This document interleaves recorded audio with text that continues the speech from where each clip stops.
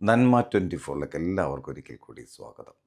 നമ്മുടെ വീടുകളിൽ മിക്കവാറും വിവിധ അസുഖങ്ങൾ ബാധിച്ച് അതുപോലെ തന്നെ വിവിധ അപകടങ്ങളിലൊക്കെ പെട്ട് വീട്ടിലെ 4 ചുവരുകൾക്കുള്ളിൽ ഒതുങ്ങിക്കൂടുന്ന ആളുകൾ ഒരുപാടുണ്ട്. അവരെ എല്ലാവരെയും ചേർത്ത് പിടിച്ച് തൃക്കാക്കര നഗരസഭ പാലിയേറ്റീവ് കുടുംബ സംഗമം നടത്തി. എറണാകുളം ജില്ലാ കളക്ടർ NSK ഉമേഷാണ് ഇതിൻ്റെ ഉദ്ഘാടനം നിർവഹിച്ചത്.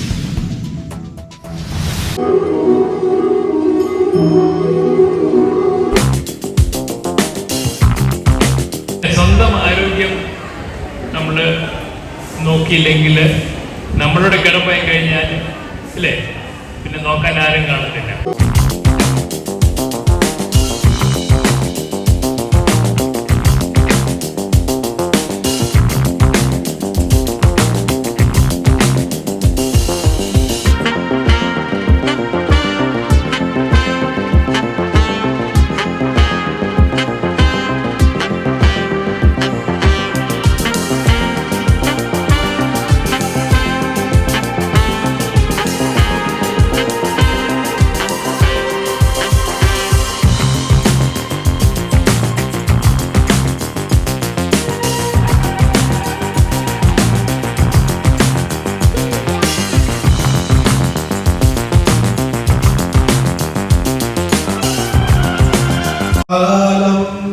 വരുമെന്ന ചിന്ത മനസ്സകം വേണം.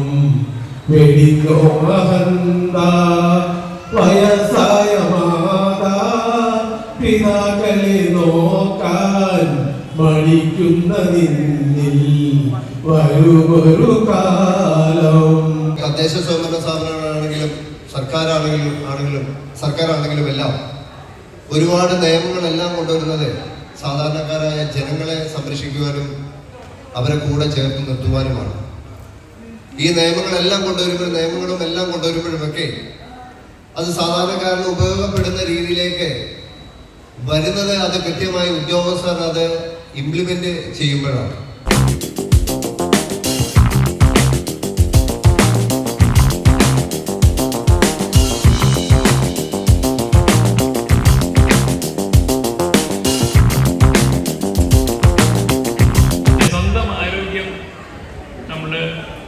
നോക്കിയില്ലെങ്കിൽ നമ്മളുടെ കിടപ്പായി കഴിഞ്ഞാൽ അല്ലേ പിന്നെ നോക്കാൻ ആരും കാണത്തില്ല.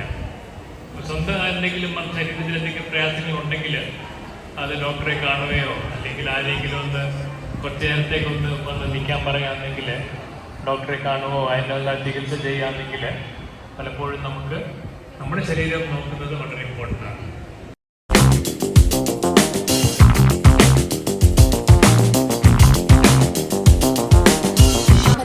എക്സസൈസുകളുണ്ട്, റെസിസ്റ്റൻസ് ബാൻഡ്, അങ്ങനെയൊക്കെയുള്ള സാധനങ്ങൾ. ശ്വാസകോശത്തിൻ്റെ കപ്പാസിറ്റി മെയിൻറ്റെയിൻ ചെയ്യണമെങ്കിൽ ഇങ്ങനെ വലിക്കാനൊക്കെ പറ്റുന്ന ബോൾ പോലത്തെ ചെറിയ ചെറിയ മെഷീനുകളൊക്കെ അവൈലബിൾ. അങ്ങനെ എന്തെങ്കിലുമൊക്കെ ചെയ്ത് നമ്മളുടെ ബോഡിയെ കണ്ടീഷൻ ചെയ്യാനുള്ള കാര്യങ്ങൾ ചെയ്ത് വയ്ക്കുക. മറ്റൊരു കാര്യമാണ് ബെഡ് റിഡഡ് ആയിട്ടുള്ള ആൾക്കാർ, കിടക്കയിൽ തന്നെ കിടക്കുന്ന ആളുകളെ നമ്മൾ കിടത്തി ഫീഡ് ചെയ്യുമ്പോൾ, കിടത്തി വായിലേക്ക് ഭക്ഷണം ഇട്ട് കൊടുക്കുമ്പോൾ അത് തെരുപ്പേ കയറുക, ശിരസി കയറുക എന്നൊക്കെ പറയില്ലേ, അങ്ങനെയുള്ളൊരു രീതിയിൽ ശ്വാസകോശത്തിൽ പോയിട്ട് ഇൻഫെക്ഷൻ പ്രൊഡ്യൂസ് ചെയ്യുന്നത്. അപ്പോൾ ഇതെല്ലാം നിങ്ങൾ ശുശ്രൂഷിക്കുന്ന ആൾക്കാർക്ക് പറഞ്ഞു തരുന്നതാണ്. എപ്പോഴും നമ്മൾ ഒരാൾക്ക് ഭക്ഷണം കൊടുക്കുമ്പോൾ കുറച്ച് തലയൊക്കെ പൊക്കി വെച്ച് അല്ലെങ്കിൽ എണീറ്റിച്ചിരുത്തി മാത്രം കൊടുക്കുക. അങ്ങനെ തന്നെ നമുക്ക് കുറേ ഇൻഫെക്ഷനൊക്കെ പ്രിവെൻറ്റ് ചെയ്യാനായിട്ട് സാധിക്കും.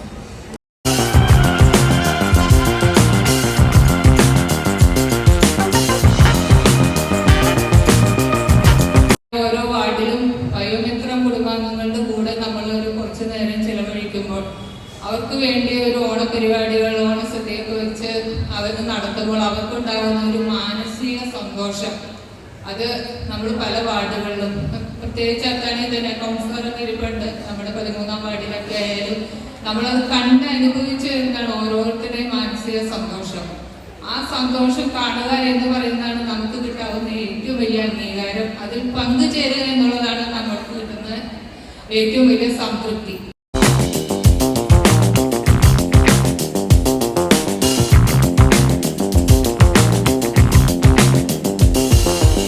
എങ്ങനെയെങ്കിലും ഒരു 6 മണിക്കൂറെങ്കിലും ഉറക്കം കിട്ടിയില്ലെങ്കിൽ, രാത്രി ഉറക്കം പ്രയാസമാണെങ്കിൽ പകല് നമ്മൾ പരിചരിക്കുന്ന ആൾ ഉറങ്ങുന്ന സമയത്ത് വേണമെങ്കിൽ 2 മണിക്കൂർ ഉറങ്ങുമോ, അങ്ങനെ ഒരു ഇത് ചെയ്യുകയാണെങ്കിൽ പലപ്പോഴും അത് നമ്മുടെ ശരീരത്തിന് അത് പ്രയോജനപ്പെടും.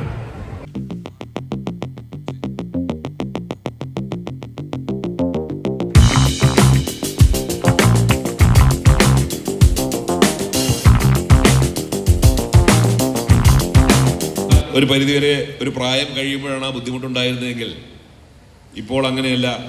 ഏതാണ്ട് മധ്യവയസ്ക്ക് കഴിയുമ്പോഴേ ഇത്തരത്തിലുള്ള അവസ്ഥയിലേക്കാണ് കടന്നു പോകുന്നത്. ഞാനിപ്പോൾ ഇവിടെ വന്നപ്പോൾ എനിക്ക് അവസാനം വന്ന ഒരു ഫോൺ എന്തായിരുന്നു വെച്ച് കഴിഞ്ഞാൽ, എൻ്റെ വാർഡിലുള്ള രാജേഷ് വളരെ സന്തോഷത്തോടെ എന്നെ വിളിച്ച് പറയുന്നു, എൻ്റെ മകൻ നാളെ UK പോവുകയാണ് കേട്ടോ എന്നാണ് ഇതിപ്പോൾ വിളിച്ചു പറഞ്ഞത്.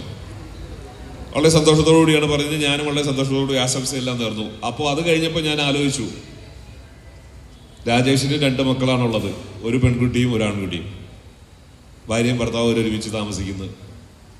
പെൺകുട്ടിയുടെ കല്യാണം കഴിഞ്ഞ് പോയി, ഇപ്പം മകനും ഇവരുമാണ് താമസിക്കുന്നത്. അവൻ നാളെ UK പോകുന്നു. ഇവർ 2 പേര് മാത്രമായി.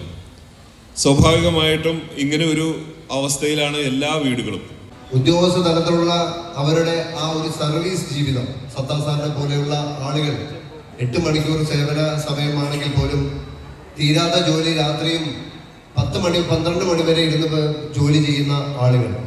അതുപോലെ തന്നെ ഡോക്ടർ സുനിത ഡോക്ടറും മേഘ്ന ഡോക്ടറൊക്കെ അടക്കമുള്ള അവിടെ ഡെയിലി വരുന്ന പേഷ്യൻറ്റുകൾ, ആ പേഷ്യൻറ്റുകൾക്കൊക്കെ ചിലപ്പോൾ അവരുടെ OP എന്ന് പറയുന്നതൊക്കെ 1 മിനിറ്റ് പോലും അവർക്ക് വെറുതെ ഇരിക്കാൻ പോലും സമയമില്ലാത്ത രീതിയിലാണ് അവരൊക്കെ ചെയ്യുന്നത്. പക്ഷേ അങ്ങനെ ചെയ്യുന്ന ഉദ്യോഗസ്ഥർ ഒരുപാട് ആളുകളുണ്ട്. അങ്ങനെ ചെയ്യാത്ത ആളുകളും നമ്മുടെ കൂട്ടത്തിലുണ്ട്. അവരെല്ലാവരും നാടിന് നന്മ, ആളുകൾക്ക് നല്ലത് ചെയ്യുന്ന തരത്തിലേക്ക് പ്രിയപ്പെട്ട ഉദ്യോഗസ്ഥർ മാറണം.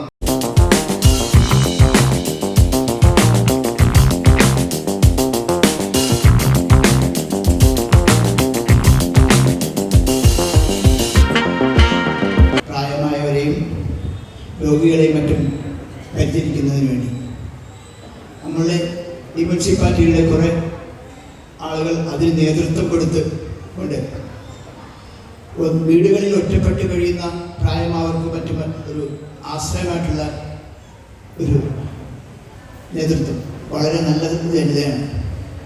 തീർച്ചയായും മുനിസിപ്പൽ ചെയർപേഴ്സൺ മറ്റോടെ പറഞ്ഞു, പഴക്കം ചെന്ന എല്ലാ വർഷവും നല്ല രീതിയിൽ നടത്തുന്ന ഒരു ചടങ്ങാണ് ഇവിടെ നടക്കുന്നത്.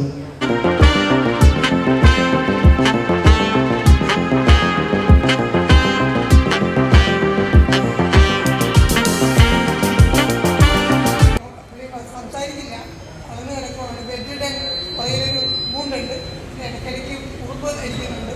അതൊക്കെ പറഞ്ഞാൽ കാണാനൊന്നും പറ്റില്ല. എയർബെഡാണ്. 2 സ്ഥലത്തും കൂടെ ഇവിടെയൊക്കെ പൊട്ടുന്നുണ്ട്. അതൊക്കെ പലേജിലെ സുനിതയൊക്കെ വന്നത് എൻ്റെ മോളുമാണ്. എനിക്ക് വയ്യ, എനിക്ക് 2 അറ്റാക്ക് വന്നതാണ്. ഞാൻ രോഗിയാണ്. ശാരീരിക പ്രയാസവും മാനസിക പ്രയാസവും ഇത് കണ്ടുകൊണ്ടിരിക്കുന്നത് 10 മാസം കഴിഞ്ഞ് 3 വർഷമായി. 3 വർഷം കളന്നുപോയി. കൈമുക്കില്ല. 1-2 ദിവസമല്ല, 3 വർഷം പരിഹരിക്കുന്നത് വളരെ പ്രയാസപ്പെട്ട ഒരു കാര്യമാണ്. 10 മാസമായി തീരെ വയ്യ. ആംബുലൻസിലാണ് കൊണ്ടുപോകുന്നത്. നമ്മുടെ സ്വന്തം ഒരാള് ഒട്ടും പ്രതികരണമില്ലെങ്കിൽ നമുക്ക് പ്രയാസം വരും, ഇല്ലേ? ഞാനൊരു ആർട്ട് പേഷ്യൻ്റാണ്.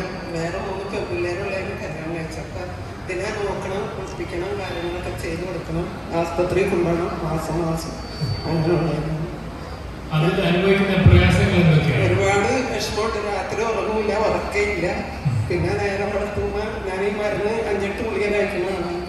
ഹാർട്ട് വർക്കിങ് കുറഞ്ഞു പോയാണ്. അപ്പോൾ അതിന് എന്നും മരുന്നാണ് എനിക്ക്. അതിനാണ് ഈ ആളെയും കിട്ടിയേക്കുന്നത്. വളരെ ബുദ്ധിമുട്ടാണ്. പലപ്പോഴും സാമ്പത്തിക പ്രശ്നങ്ങൾ കാണും. അവരുടെ മരുന്ന് കഴിക്കാൻ സാമ്പത്തികം കാണത്തില്ല, അങ്ങനെ പ്രയാസങ്ങൾ കാണത്തില്ല. പിന്നെ മണിക്കൂറോളം നമ്മൾ പറഞ്ഞ പോലെ രാവും പകലും ശുശ്രൂഷിക്കുമ്പോഴത്തേക്ക് നമ്മുടെ ശാരീരികമായും മാനസികമായും തളരും. പിന്നെ വേറെ ആരും സഹായിക്കാനില്ല. ഒരാളൊരു പുറത്തുനിന്ന് വെളിയിൽ പോകണം, അല്ലെങ്കിൽ ഒരു മാറ്റത്തിന് വേണ്ടി ഞാൻ കുറച്ച് 2 ദിവസം നിങ്ങൾ വിചാരിച്ചാലും സഹായിക്കാൻ ആരും ഇല്ലാത്ത ഒരു സ്ഥിതിയാകുമ്പോഴത്തേക്ക് പലപ്പോഴും അത് നമ്മളെ ബാധിക്കും, മാനസികമായി ബാധിക്കും. ഒരു പരിചരിക്കുന്ന ആൾക്ക് സ്ട്രെസ് വരുന്നതിന് എന്തൊക്കെയായിരിക്കും അതിന് ചിഹ്നങ്ങൾ? എന്തോ ദേഷ്യം വരും. Very good. പെട്ടെന്ന് ദേഷ്യം വരും. കാരണം നമ്മൾ ഈ സഹിച്ച് പലപ്പോഴും ഒത്തിരി സഹിച്ച് നമുക്ക് പെട്ടെന്ന് ദേഷ്യം വരും. പിന്നെ ക്ഷീണം വരും, അല്ലേ? ക്ഷീണം വരും, ഉറക്കം കുറയും. സ്ട്രെസ് വരുമ്പോഴത്തേക്ക് ഉറക്കം കുറയും, ശരിയാണ്. പിന്നെ വെയിറ്റ് കുറയും. ചിലർക്ക് വെയിറ്റ് കൂടുതൽ കഴിക്കും, ടെൻഷൻ കൂടുതൽ കഴിക്കും. അത് ചിലർ ഒട്ടും കഴിക്കത്തില്ല, അവരുടെ വെയിറ്റ് കൂടുകയോ കുറയുകയോ ചെയ്യും. പിന്നെ നേരത്തെ താല്പര്യമുള്ള പല കാര്യങ്ങളും ഇപ്പം ചെയ്യാൻ താല്പര്യമില്ല. ചിലർ ചെടി നോക്കുന്ന കാണും, അല്ലെങ്കിൽ വേറെ എന്തെങ്കിലും കാണും. അപ്പൊ ആ കാര്യങ്ങളിലൊക്കെ പതുക്കെ അതിനുള്ള താല്പര്യം കുറഞ്ഞു വരുന്നത് കാണുമ്പോഴാണ് പരിചരിക്കുന്ന ആളുകളുടെ സ്ട്രെസ് എന്ന് പറയുന്നത്. ഇങ്ങനെ പരിചരിക്കുന്ന ആളുകളുടെ കൂട്ടായ്മകളുണ്ട്. അവർ തമ്മിൽ ഇരുന്ന് സംസാരിച്ച് അവരുടെ പ്രയാസങ്ങളും വിഷമങ്ങളും പറയുമ്പോഴത്തേക്ക് തമ്മിൽ ഒരു കൂട്ടായ്മ വരുന്നത് പലപ്പോഴും പല പ്രയോജനപ്പെടും.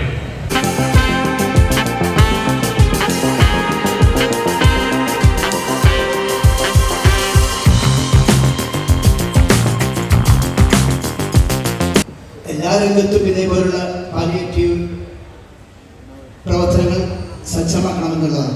ഞാൻ വ്യാപാരി വ്യവസായ ഏകോപന സമിതിയുടെ തൃക്കാക്കരയുടെ പ്രസിഡന്റാണ്. ഞങ്ങളുടെ യൂണിറ്റിൽ ഇത് പ്രവർത്തനത്തിൽ വന്നില്ലെങ്കിലും പ്രധാനമായിട്ടും ഞങ്ങളിൽ നിന്നുള്ള കച്ചവടക്കാരിൽ തന്നെ ആവശ്യമായിട്ടുള്ള കുടുംബങ്ങളെല്ലാം കണ്ടെത്തി അവർക്ക് വേണ്ടുന്ന സഹായ സഹകരണങ്ങളും സാമ്പത്തിക സഹായങ്ങളെല്ലാം ഞങ്ങൾ നിറവേറ്റിപ്പോരുന്നതാണ്. തൃക്കാക്കര നഗരസഭയുടെ ഉദ്യോഗസ്ഥ സംവിധാനത്തിൽ ഒരുപാട് മാറ്റങ്ങൾ വന്നിട്ടുണ്ട്. പ്രിയപ്പെട്ട സെക്രട്ടറി അടക്കം, AXC അടക്കം, ഹെൽത്ത് ഡിപ്പാർട്ട്മെന്റിലെയും നമ്മുടെ നഗരസഭയുടെയും ഉദ്യോഗസ്ഥരടക്കമുള്ള ആളുകൾ സേവന മനോഭാവ സന്നദ്ധ തൽപരരായി വരുന്നത് ഈ നാടിനും സമൂഹത്തിനും ഗുണകരമായി വരുന്നു എന്നുള്ളതൊക്കെ നമുക്ക് വലിയ സന്തോഷവും അഭിമാനവുമാണ്.